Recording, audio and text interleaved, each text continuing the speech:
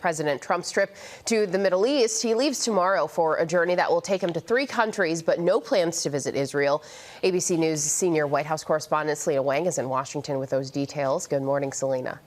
Hey, good morning, Janae. President Trump heads to the Middle East on Monday for the first major foreign trip of his second term, stopping in Saudi Arabia, Qatar, and the UAE. Now, Saudi Arabia was also Trump's first foreign trip during his first term, and he's once again breaking tradition by skipping over America's closest neighbors.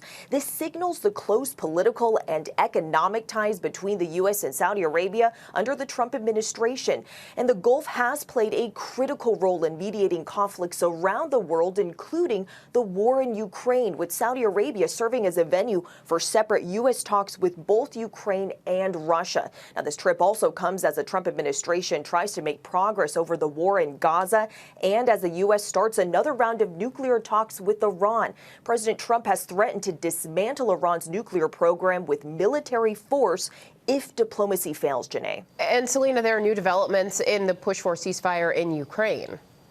Yeah, that's right. For the first time, the Trump administration and European allies are coming together and presenting an ultimatum to Putin. They're demanding that Russia's Putin accept a 30-day ceasefire that starts on Monday, or they'll increase sanctions on Russia and increase military support to Ukraine.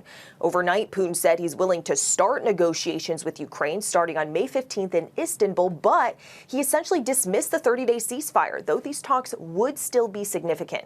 In response, Zelensky said Ukraine is ready to meet, but reiterated calls for a ceasefire to start on Monday. Gio? And let's hope that ceasefire comes soon. All right, Selena, thank you so much.